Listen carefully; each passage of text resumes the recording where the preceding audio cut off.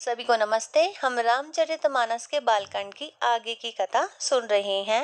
राजा सबो रनिवास बोलाई, जनक पत्रिका बाची सुनाई। सुनी संदेशु सकल हर्षानी, अपर कथा सब भूप बखानी। अर्थात राजा ने सारे रनिवास को बुलाकर जनक जी की पत्रिका बाचकर सुनाई। समाचार सुनकर सब रानियां हर्ष से भर गई और राजा ने फिर दूसरी सब बातों का वर्णन किया। प्रेम प्रफुल्लित राजी रानी, मनहु सिखिनी सुनी बारिद बानी। मुदित आशीष देही गुर नारी, अति आनंद मगन महतारी। अर्थात प्रफुल्लित हुई रानियां ऐसी सुशोभित हो रही हैं जैसे मोरनी मग्न होकर नाच रही हैं, और बड़ी बूढ़िया स्त्रियां आशीर्वाद दे रही हैं और माता अत्यंत आनंद में मग्न हो गई हैं। लेही परस्पर अति प्रिय पाती, हृदय लगाई जुड़ा वही छाती। राम लखन के कीर्ति करनी, बार ही बार भूप पर बरनी। अर्थात उस अत्यंत प्रिय पत्रिका को आपस में लेकर सब हृदय से लगाकर छाती शीतल करती हैं। और राजाओं में श्रेष्ठ दशरथ जी ने श्री राम और लक्ष्मण की कीर्ति और करने का बारंबार वर्णन किया है। मुनि प्रसादु कही द्वार सिधाए, रानी हैं तब महिदेव बोलाए। दिए दान आनंद समेता, चले विप्र बर आशीष देता। अर्थात सब रानी मुनि की कृपा है ऐसा कहकर बाहर चले आते हैं। तब रानियों ने ब्राह्मणों को बुलाया और आनंद सहित उन्हें दान दिया, और ब्राह्मणों ने भी उन्हें आशीर्वाद दिया।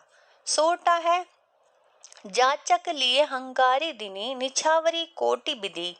चिरजीवहु सुतचारी, चक्रवर्ती दशरथ के। अर्थात फिर भिक्षुकों को बुलाकर करोड़ों प्रकार की निछावरें उनको दी। चक्रवर्ती महाराज दशरथ के चारों पुत्र चिरंजीवी हो। कहत चले पहिरे पटनाना, हर्षी हने घे घे निशाना। समाचार सब लोगन पाए, लागे घर घर होन बधाए। अर्थात अनेक प्रकार से सुंदर वस्त्र पहनकर सब चले। आनंदित होकर नगाड़े वालों ने बड़े जोर जोर से नगाड़ों पर चोट करी। सब लोगों ने जब समाचार पाया तब घर घर बधावे होने लगे। भुवनचारी दस भरा उछाऊ, जनक सुता रघुबीर बिहाऊ। सुनी शुभ कथा लोग अनुरागे, मग ग्रह लगी सवार लागे। अर्थात 14 लोकों में उत्साह भर गया, जानकी और श्रीनाथ जी का विवाह होगा। ये शुभ अवसर पाकर लोग प्रेम मग्न हो गए और रास्ते घर और गलियां सजने लगी। यद्यपि अवध सदैव सुहावन, रामपुरी मंगल में पावनी। तदपि प्रीति के प्रीति सुहाई, मंगल रचना रची बनाई। अर्थात अयोध्या सदा सुहावनी है क्योंकि वह श्री राम जी की मंगल में पवित्र पुरी है। तथा भी प्रीति पर प्रीति होने से वह सुंदर मंगल रचना में सजाई गई है। ध्वज पताक पट चामर चारु, छावा परम विचित्र बचारू बेजारू। कनक कलश तोरण मणि जाला, हरद धूप दधि अक्षत माला। अर्थात ध्वजा पताका पर्दे सुंदर चमरों से सारा बाजार बहुत ही अनूठा छाया हुआ है।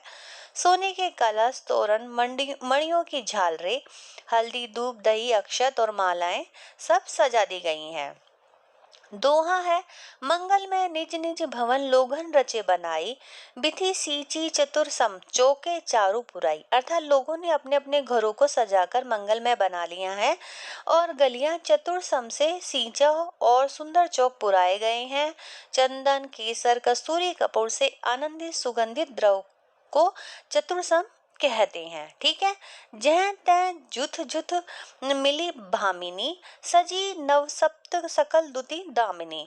बिदु बदनी मृग सावक लोचनी, निज स्वरूप रति मानु विमोचन। अर्थात बिजली की सी कांति वाली चंद्रमुखी, हरि के बच्चे के नेत्र वाली और सुंदर कामदेव की स्त्री रति के अभिमान को छुड़ाने वाली सुहागिन स्त्रियां सभी 16 श्रृंगार में सजकर झुंड बनाकर खड़ी हुई हैं।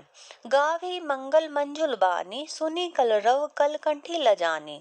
भूप भवन की जाई बखाना, विश्व विभोहन रचई बिताना।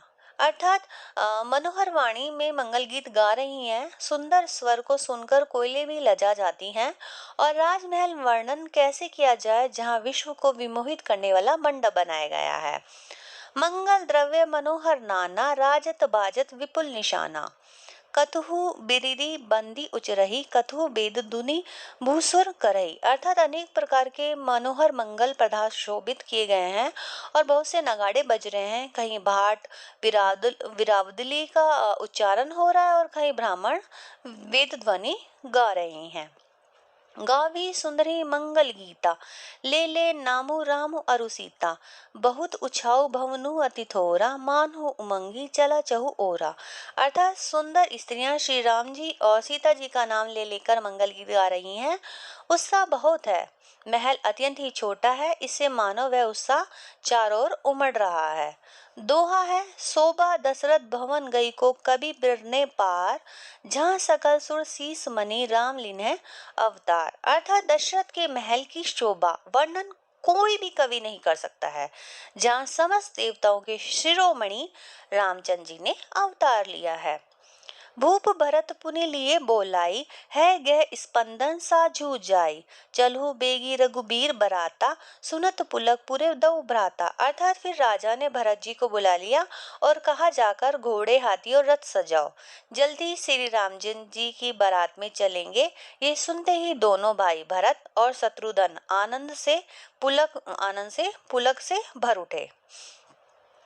भरत सकल सानी बोलाए, आय सुदिने मुदित उठि धाये।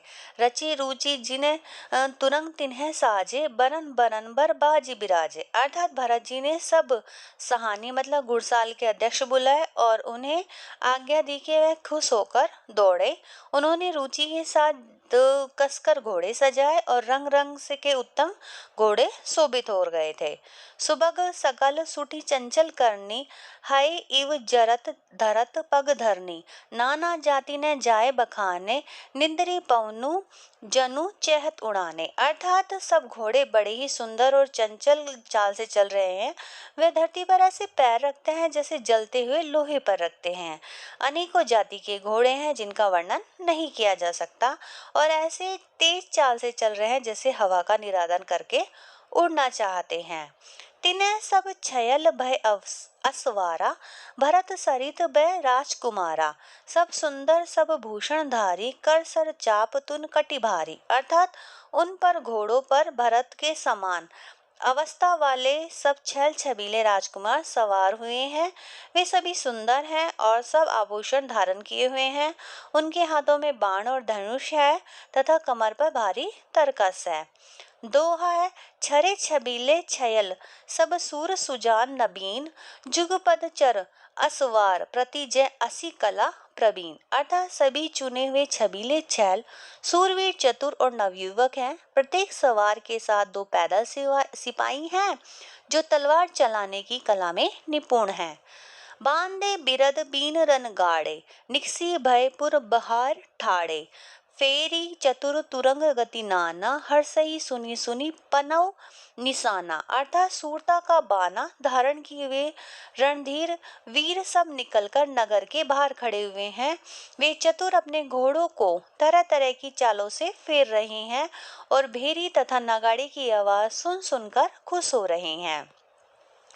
रथ सारथी ने विचित्र बनाए, ध्वज पताक मणि भूषण लाए। चंवर चारु किंकिनी धुनि करही, भानु जान शोभा अप रही। अर्थात सारथियों ने ध्वजा पताका मणि और आभूषणों को लगाकर रथों को बहुत विलक्षण बना दिया है। उनमें सुंदर चंवर लगे हुए हैं, घंटियां सुंदर शब्द कर रही हैं। रथ इतने सुंदर हैं मानो सूर्य के रथ की शोभा को छीन लेते हैं। सावकरण अगणित है होते, ते तिन्हे रथन सारथी न जोते। सुंदर सकल अलंकृत सोए, जिन्हीं बिलोकत मुनि मन मोहे। अर्थात अगणित श्यामगण घोड़े हैं जिनको सारथियों ने उन रथों से जोत दिया है, जो देखने में बड़े सुंदर और गहनों से सजाए हुए सुशोभित हैं और जिन्हें देखकर मुनियों के मन भी मोहित हो जाते हैं। जे जल चल ही थल ही की नाई, टाप ने बूढ़ बेग अधिकाई। अस्त्र शस्त्र सबु साजु बनाई, रथी सारथी ने लिए बोलाई। अर्थात जो जल पर भी जमीन की तरह चलते हैं, वेग से अधिकता से उनकी टाप पानी में नहीं डूबती। अस्त्र शस्त्र सब सज सज कर सारथियों ने रथियों को बुला लिया। दोहा है, चढ़ी चढ़ी रथ बाहिर नगर लागी, जुरन बारात होत सगुन सुंदर सभी जो जेही कारत जात। अर्थात रथों पर चढ़ चढ़कर बारात नगर के बाहर जुटने लगी। जो जिस काम के लिए जाता है सभी को सुंदर सगुन होते हैं। कलित करी बरनी परी अंबारी, कहीं न जाही जेही भांति संवारी। चले मंत गज घंट बिराजी, मनु सुबग सावन घन राजी। अर्थात श्रेष्ठ हाथियों पर सुंदर अंबारियां पड़ी हैं, वे जिस प्रकार सजाई गई हैं सो कहा नहीं जा सकता। मत वाले हाथी घंटों से सुशोभित होकर चले हैं, मानो सावन के सुंदर बादलों के समूह जा रहे हैं। वाहन अपर अनेक विधाना, शिबिका सुबक सुखासन जाना। तिन्ह चढ़ी चले विप्र बर वृंदा, जनु तनु धरे सकल श्रुति छंदा।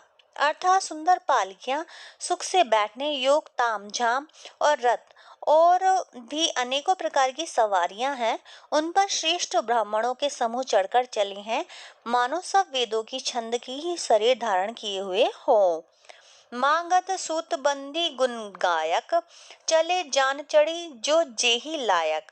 बेसर ऊंट वृषभ बहु जाति, चले वस्तु भरी अगणित अगणित भांति। अर्थात मागध सूत भाट और गुण गाने वाले सब जो जिस योग्य वैसी सवारी पर चढ़कर चले हैं, बहुत जातियों के खच्चर ऊंट और बैल असंख्य संख्या में चले हुए हैं और वस्तुएं लाद लाकर ले जा रहे हैं। कोटिहन कांवरी चले कहारा, विविध वस्तु के बरने बारा।